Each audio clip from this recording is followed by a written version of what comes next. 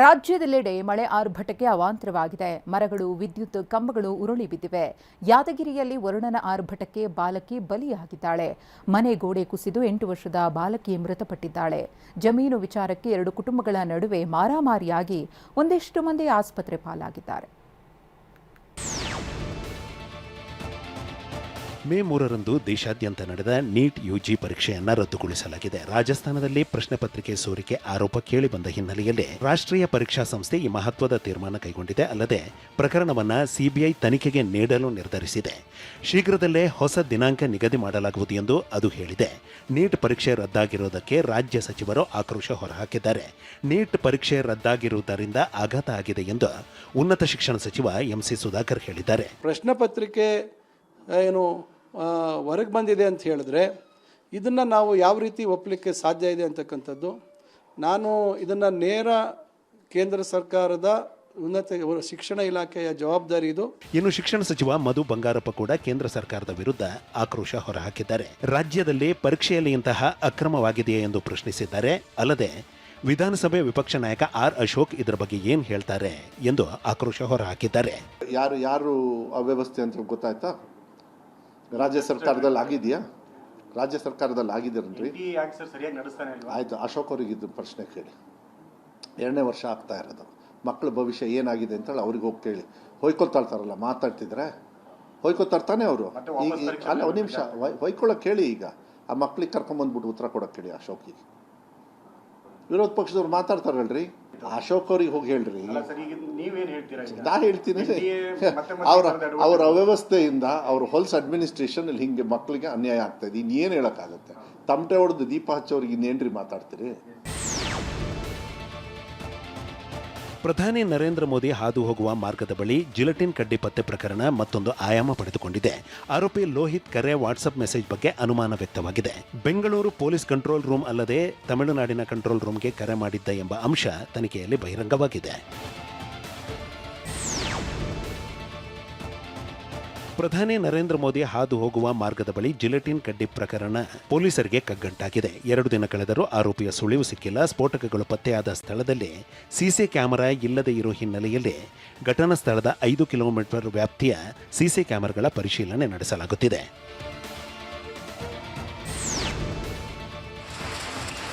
ಚಿಕ್ಕಮಗಳೂರು ಜಿಲ್ಲೆಯಲ್ಲಿ ರಾತ್ರಿ ಸುರಿದ ಮಳೆ ಅವಾಂತರ ಸೃಷ್ಟಿಸಿದೆ. ಕಳಸ ತಾಲೂಕಿನ ಕಲ್ಮಕ್ಕಿ ಹಿನಾರಿಯಲ್ಲಿ ಬಿರುಗಾಳಿ ಮಳೆ ಆರ್ಭಟಕ್ಕೆ ಮನೆ ಮೇಲೆ ಬೃಹತ್ ಗಾತ್ರದ ಮರ ಬಿದ್ದಿದೆ. ಕೊಪ್ಪ ತಾಲೂಕಿನ ಬಾರ್ಗಲ್ ಗ್ರಾಮದಲ್ಲಿಯೂ ರಸ್ತೆ ಅಡ್ಡಲಾಗಿ ಮರವೊಂದು ಬಿದ್ದಿದೆ. ಈ ಬಾರ್ಗಲ್ ಗ್ರಾಮದಲ್ಲೇ ಧರೆಗುರುಳಿದ 30ಕ್ಕೂ ಅಧಿಕ ವಿದ್ಯುತ್ ಕಂಬಗಳು ಅವಾಂತರ ಸೃಷ್ಟಿ ಮಾಡಿವೆ.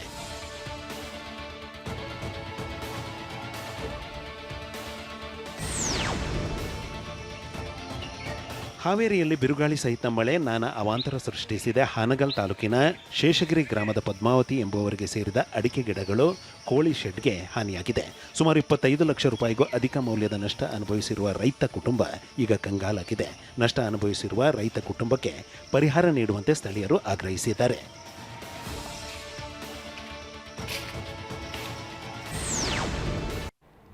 ಕ್ಷುಲ್ಲಕ ಕಾರಣಕ್ಕೆ ಕೋಲಾರದಲ್ಲಿ ಮಾರಣಾಂತಿಕ ಹಲ್ಲೆ ನಡೆದಿದೆ. ಮೋಜು ಮಸ್ತಿಗಾಗಿ ಮನೆಗಳ್ಳತನ ಮಾಡುತ್ತಿದ್ದ ವ್ಯಕ್ತಿಯನ್ನ ಬೆಂಗಳೂರಿನಲ್ಲಿ ಬಂಧಿಸಲಾಗಿದೆ. ಮದ್ದೂರು ಮೂಲದ ಕಳ್ಳ ರಾತ್ರಿ ಬೆಂಗಳೂರಿನಲ್ಲಿ ಕಳ್ಳತನ ಮಾಡಿ ಮುಂಜಾನೆ ಮದ್ದೂರು ಸೇರ್ತಾ ಇದ್ದ. ಹೊಸ ಅಬಕಾರಿ ನೀತಿ ಜಾರಿಯಾಗಿ ಜನಸಾಮಾನ್ಯರು ಬಳಸುವ ಕಡಿಮೆ ಬೆಲೆಯ ಮದ್ಯದ ಮೇಲೆ ಬೆಲೆ ಜಾಸ್ತಿಯಾಗಿದೆ.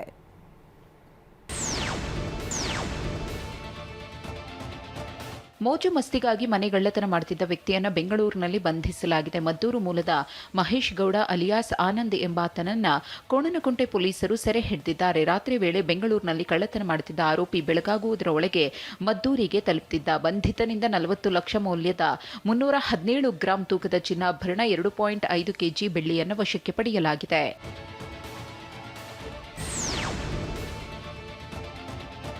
ಬೆಂಗಳೂರಿನಲ್ಲಿ ಜಿಂಕೆ ಕೊಬ್ಬು ಮಾರಾಟ ಮಾಡಲು ಯತ್ನಿಸುತ್ತಿದ್ದ 3 ಆರೋಪಿಗಳನ್ನು ಬಂಧಿಸಲಾಗಿದೆ. ಮುರಳಿ, ಮಂಜುನಾಥ್ ಮತ್ತು ಕಾರ್ಯಪ್ಪ ಎಂಬುವರನ್ನ ಸಿಸಿಬಿ ಹಾಗೂ ಚಿಕ್ಕಬಾಣಾವರ ಪೊಲೀಸರು ಜಂಟಿ ಕಾರ್ಯಾಚರಣೆ ನಡೆಸಿ ದಸ್ತಗಿರಿ ಮಾಡಿದ್ದಾರೆ. ಆರೋಪಿಗಳು ತುಮಕೂರಿನಿಂದ ಬೆಂಗಳೂರಿಗೆ ಜಿಂಕೆ ಕೊಂಬು ತಂದು ಮಾರಾಟ ಮಾಡಲು ಯತ್ನಿಸುತ್ತಿದ್ದರು. ಖಚಿತ ಮಾಹಿತಿಯನ್ನು ಆಧರಿಸಿ ದಾಳಿ ನಡೆಸಿ ಆರೋಪಿಗಳನ್ನು ಪೊಲೀಸರು ಬಂಧಿಸಿದ್ದಾರೆ.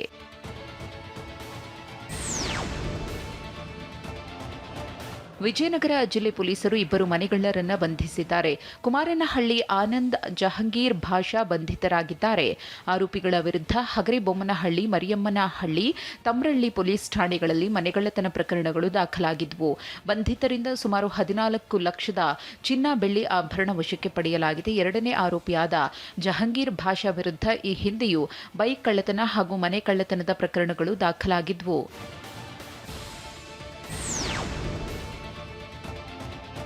ಬೆಳಗಾವಿ ಪೊಲೀಸರು ಕುಖ್ಯಾತ ಮನೆಗಳ್ಳನನ್ನ ಅರೆಸ್ಟ್ ಮಾಡಿದ್ದಾರೆ.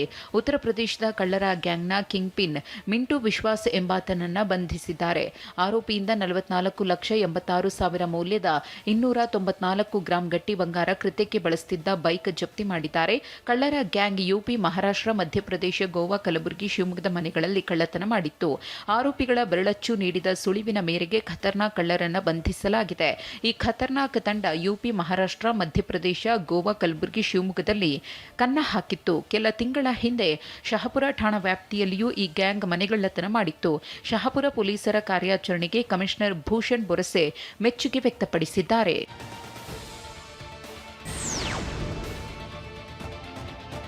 ರಾಜ್ಯದಲ್ಲಿ ಪೆಟ್ರೋಲ್, ಡೀಸೆಲ್ ಅಭಾವ ಶುರುವಾಗಿದೆ. ಬೆಂಗಳೂರಿನ ನೆಲಮಂಗಲದ ಹಂಚಿಪುರ ಎಚ್ಪಿ ಪೆಟ್ರೋಲ್ ಪಂಪ್ನಲ್ಲಿ ನೋ ಸ್ಟಾಕ್ ಬೋರ್ಡ್ ಹಾಕಲಾಗಿದೆ. ಪೆಟ್ರೋಲ್ ಇಲ್ಲದೆ ಸಿಬ್ಬಂದಿ ಕಾದು ಕೂತಿದ್ದಾರೆ. ಇಂಧನ ತುಂಬಿಸಿಕೊಳ್ಳಲು ಬರುತ್ತಿರುವ ಗ್ರಾಹಕರನ್ನು ವಾಪಸ್ ಕಳಿಸಲಾಗುತ್ತಿದೆ. ಮೊನ್ನೆಯಷ್ಟೇ ಪ್ರಧಾನಿ ಮೋದಿ ಇಂಧನವನ್ನು ಮಿತವಾಗಿ ಬಳಸಿ ಅಂತ ದೇಶದ ಜನತೆಗೆ ಕರೆ ನೀಡಿದ್ರು. ಮುಂದಿನ ದಿನಗಳಲ್ಲಿ ನಿಗದಿತ ಮೊತ್ತಕ್ಕೆ ಪೆಟ್ರೋಲ್ ಹಾಕುವ ಸಾಧ್ಯತೆ ಇದೆ. ನೆಲಮಂಗಲದ ಎಚ್ಪಿ ಪೆಟ್ರೋಲ್ ಪಂಪ್ನಲ್ಲಿ ಪೆಟ್ರೋಲ್ ಇಲ್ಲದೆ ಜನರ ಪರಿಸ್ಥಿತಿ ಹೈರಾಣಾಗಿದೆ.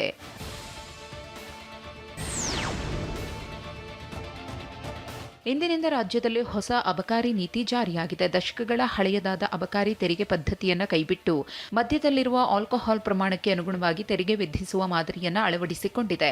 ಹೊಸ ನೀತಿಯಿಂದಾಗಿ ಜನಸಾಮಾನ್ಯರು ಬಳಸುವ ಕಡಿಮೆ ಬೆಲೆಯ ಮದ್ಯದ ದರ ಏರಿಕೆಯಾಗಲಿದೆ. ಪ್ರೀಮಿಯಂ ಅಥವಾ ವಿದೇಶಿ ಬ್ರ್ಯಾಂಡ್ಗಳ ಮದ್ಯದ ಬೆಲೆ ಇಳಿಕೆಯಾಗಲಿದೆ. ಕಡಿಮೆ ಆದಾಯದ ವರ್ಗದವರು ಬಳಸುವ ಮೊದಲ 4 ಸ್ಲ್ಯಾಬ್ಗಳ ಮದ್ಯ ಹೆಚ್ಚು ದುಬಾರಿಯಾಗಲಿದೆ. ವಿಸ್ಕಿ, ರಮ್, ಬ್ರ್ಯಾಂಡಿ ಮತ್ತು ಜಿನ್ ಸೇರಿದಂತೆ ಭಾರತೀಯ ಮದ್ಯದ ದರಗಳು 20% ಏರಿಕೆಯಾಗಲಿದೆ.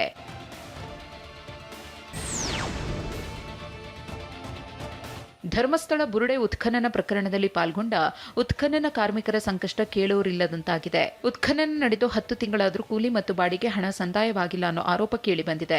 ಧರ್ಮಸ್ಥಳ ಗ್ರಾಮ ಪಂಚಾಯತ್ ಬಳಿ ಬಿಲ್ ಕೇಳಿದ್ರೆ ಅದು ಎಸ್ಐಟಿಯತ್ತ ಬೆರಳು ತೋರಿಸುತ್ತಿದೆ. ಇತ್ತ ಎಸ್ಐಟಿ ಅಧಿಕಾರಿಗಳಿಂದಲೂ ಬಿಲ್ ಆಗಿದೆ ಎಂಬ ಉಡಾಫೆ ಉತ್ತರ ಬರ್ತಿದೆ ಅಂತ ಹಿಟಾಚಿ ಮಾಲೀಕರು ಅಳಲು ತೋಡಿಕೊಂಡಿದ್ದಾರೆ. ನಿರಂತರ 15 ದಿನಗಳ ಕಾಲ ಎಸ್ಐಟಿ ಕಾರ್ಯಾಚರಣೆಗೆ ಹಿಟಾಚಿ ನೀಡಿದ್ದ ಸುನಿಲ್ ಕಳೆದ 9 ತಿಂಗಳಿನಿಂದ ಬಿಲ್ಗಾಗಿ ಅಲೆದಾಡುತ್ತಿದ್ದಾರೆ. ಅಂದು ಇದ್ದ ಧರ್ಮಸ್ಥಳ ಪಿಡಿಒ ಇಂದು ನಿವೃತ್ತಿಗೊಂಡಿದ್ದು ಹಿಟಾಚಿ ಮಾಲೀಕ ಬಿಲ್ಗಾಗಿ ಒದ್ದಾಡುವ ಹಾಗಾಗಿದೆ.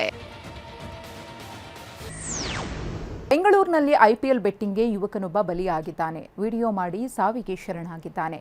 ಅಡಿಕೆ ತೋಟಕ್ಕೆ ನೀರು ಬಿಡಲು ಪಂಪ್ಸೆಟ್ ಆನ್ ಮಾಡಲು ತೆರಳಿದ ರೈತ ಕರೆಂಟ್ ಶಾಕ್ಗೆ ಬಲಿಯಾಗಿದ್ದಾರೆ.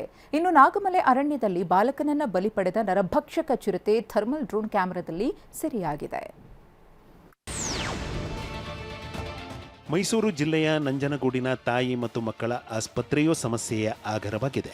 ಆಸ್ಪತ್ರೆಯಲ್ಲಿ ಕುಡಿಯಲು ಶೌಚಾಲಯಕ್ಕೂ ನೀರಿಲ್ಲದೆ ರೋಗಿಗಳು ಪರದಾಡುವಂತಾಗಿದೆ. ಹೊರಗಡೆಯಿಂದ ದುಡ್ಡು ಕೊಟ್ಟು ನೀರಿನ ಬಾಟಲು ಖರೀದಿಸಿ ಕುಡಿಯಲು ಮತ್ತು ಶೌಚಾಲಯಕ್ಕೆ ಬಳಕೆ ಮಾಡಲಾಗುತ್ತಿದೆ.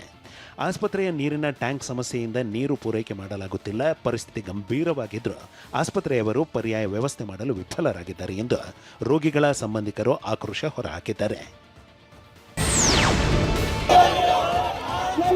ಕಲಬುರಗಿಯಲ್ಲಿ ಕುಡಿಯುವ ನೀರಿಗಾಗಿ ಗ್ರಾಮಸ್ಥರು ಪ್ರತಿಭಟನೆ ನಡೆಸಿದ್ದಾರೆ. ಕಾಳಗಿ ತಾಲೂಕಿನ ಸಾಸರಗಾಂವ್ ಗ್ರಾಮದಲ್ಲಿ ಜನರು ಖಾಲಿ ಕೊಡ ಹಿಡಿದು ರಸ್ತೆ ತಡೆ ನಡೆಸಿದ್ದಾರೆ. ಗ್ರಾಮದಲ್ಲಿ ಇರುವ ಒಂದೇ ಒಂದು ಕುಡಿಯುವ ನೀರಿನ ಬೋರ್ವೆಲ್ ಕೂಡ ಕೆಟ್ಟು ಹೋಗಿದೆ.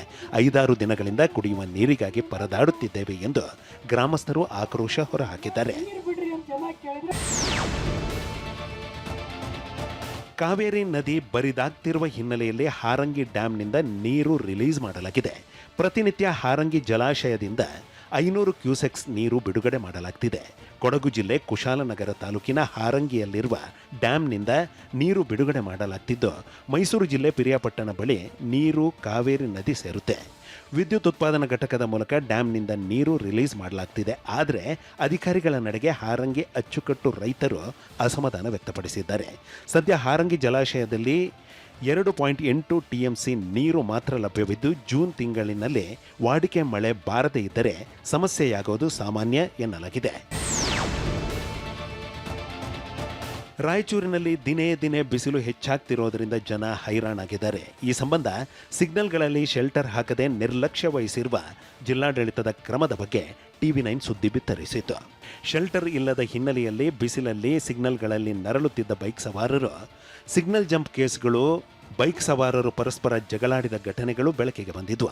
TV9 ವರದಿ ಮಾಡಿದ ಬಳಿಕ ಎಚ್ಚೆತ್ತ ಜಿಲ್ಲಾಡಳಿತ ರಾಯಚೂರು ಮಹಾನಗರ ಪಾಲಿಕೆ ರಾಯಚೂರು ನಗರದ ಸಿಗ್ನಲ್ಗಳಲ್ಲಿ ಶೆಲ್ಟರ್ ವ್ಯವಸ್ಥೆ ಮಾಡಿದೆ. ಇದು TV9 ಬಿಗ್ ಇಂಪ್ಯಾಕ್ಟ್ ಆಗಿದ್ದು ಸ್ಥಳೀಯರು TV9ಗೆ ಧನ್ಯವಾದ ತಿಳಿಸಿದ್ದಾರೆ.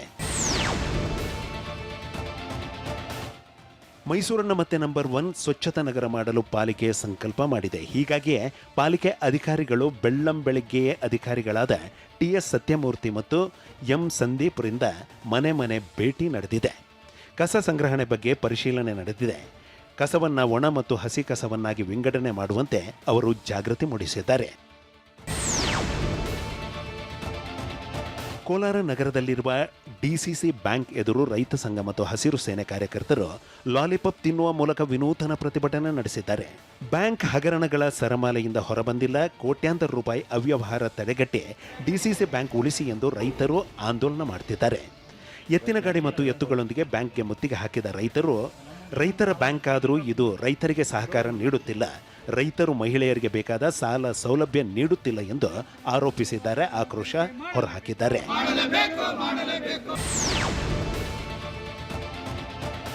ವಿಷನ್ ನೀಟ್ ಅಕಾಡೆಮಿ ವತಿಯಿಂದ 2024-25 ಸಾಲಿನ ವಿದ್ಯಾರ್ಥಿಗಳಿಗೆ ಸನ್ಮಾನ ಕಾರ್ಯಕ್ರಮವನ್ನು ಆಯೋಜಿಸಲಾಗಿತ್ತು. ಬೆಂಗಳೂರಿನ HBR ಲೇಔಟ್ ಬಳಿಯ ಖಾಸಗಿ ಶಾಲೆಯಲ್ಲಿ ವಿದ್ಯಾರ್ಥಿಗಳು ಮತ್ತು ಪೋಷಕರು ಮತ್ತು ವಿಷನ್ ನೀಟ್ ಅಕಾಡೆಮಿ ಆಡಳಿತ ಸದಸ್ಯರು ನೀಟ್ನಲ್ಲಿ ರ್ಯಾಂಕ್ ಬಂದಿರುವ ವಿದ್ಯಾರ್ಥಿಗಳಿಗೆ ಸನ್ಮಾನದ ಮೂಲಕ ಪ್ರೋತ್ಸಾಹ ನೀಡಿದರು. ಕಳೆದ 16 ವರ್ಷಗಳಿಂದ ವಿಷನ್ ನೀಟ್ ಅಕಾಡೆಮಿ ವಿದ್ಯಾರ್ಥಿಗಳಿಗೆ ನೀಟ್ ತರಬೇತಿಯನ್ನು ನೀಡುತ್ತಿದ್ದು ಇದುವರೆಗೆ ಸುಮಾರು 4875 ನೀಟ್ ಪರೀಕ್ಷೆಯಲ್ಲಿ ರ್ಯಾಂಕ್ ಪಡೆದು ವೈದ್ಯಕೀಯ ಕ್ಷೇತ್ರದಲ್ಲಿ ಸೀಟ್ಗಳನ್ನು ಪಡೆದಿದ್ದಾರೆ. 2024-25 ಸಾಲಿನ ಈ ಬಾರಿ ಕೂಡ vision neat ಅಕಾಡೆಮಿಯಿಂದ MBBS 292, BAMS 89, BDS 27 ಸೇರಿದಂತೆ ಒಟ್ಟು 465 ಸೀಟ್ಗಳನ್ನು ವಿಷನ್ ಅಕಾಡೆಮಿ ಪಡೆದಿದೆ.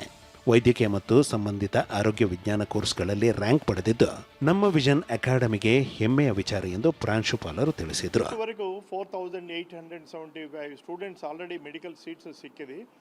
ಇವಾಗ ಲಾಸ್ಟ್ ಇಯರ್ನಲ್ಲಿ 350+ ಮೆಡಿಕಲ್ ಸೀಟ್ಸ್ ಸಿಕ್ಕಿದ್ರಿ. ಅವರು ಕರೆಸಿ ಇವಾಗ ಸನ್ಮಾನ ಮಾಡಿಸ್ತಾ ಇದ್ವಿ, ಯಾಕಂದರೆ ಅವ್ರಿಗೆ ಸ್ವಲ್ಪ ಎಂಕರೇಜ್ ಮಾಡಬೇಕು ಅಂತ.